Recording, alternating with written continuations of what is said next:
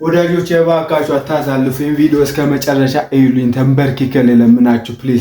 አንድ እንድታውቁልኝ የሚፈልገው ትልቅ መልእክት አለ። ፈጣሪ እግዚአብሔር በጣም እያዘነብን ያለው በዚህ ዘመን እና ሰይጣን ደግሞ እያጠቃን ያለው ምን መሰላችሁ? ሰይጣን አንድ በጣም አሁን በየሀገሩ በየክፍለ ከተማው በየክፍለ ሀገሩ እያሰራጨ ያለ ትልቅ ነገር አለ። ያም ኃጢአት ነው።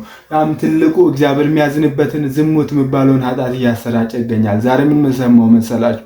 እኛ ክፍለ ሀገር አንድ ቤተክርስቲያን ላይ በጣም ትልልቅ ስራ የሚሰሩ ወጣቶችን የማውቃቸው ከ6 ወር በፊት አንድ ትልቅ አባትም እንደዚህ በዝሙት ኃጢአት ወርቆ ነበር። ዛሬ ደግሞ በጣም ለጆሮ የሚከብድ ነገር ሰማሁ። ምን መሰላችሁ? አንድ ትሄት በጣም የምታገለግልናት ቤተክርስቲያን ላይ በጣም ትልቅ ስራ የምትሰራ ሰዎች ከሷ ብዙ ነገር መማር አይነት ልጅ ነበረች። አሁን ደግሞ በዚህ ኃጢአት ወርቃለች ምናምን ሲባል ሰማሁ። ለጆሮዬ በጣም ከበደኝ።